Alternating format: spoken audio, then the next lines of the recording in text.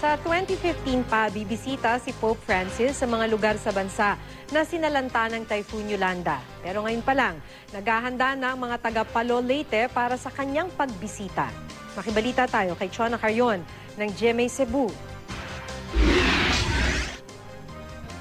Sinimulan na ng mga residente ng Palo Leyte ang paghahanda para sa nakatakdang pagbisita ni Pope Francis sa lugar sa darating na Enero.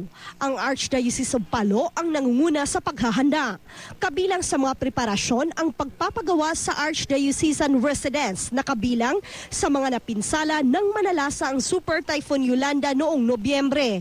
Nakatakda kasi itong bisitahin ng Santo Papa.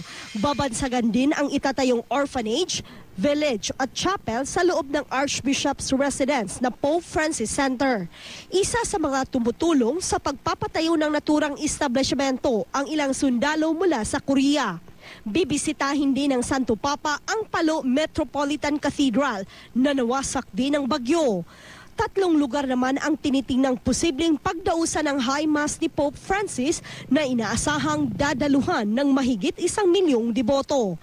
Ito ang Government Center, Airport ng Tacloban at Port Area. Nilinaw naman ng Archdiocese of Tacloban na hindi pa ito pinal at aaprubahan pa ng Vatican ang mga nakahanay na aktibidad. Oh, very excited. That's why we don't think anymore about Yolanda. We are thinking more about the coming of the Holy Father because a lot of preparations have to be done.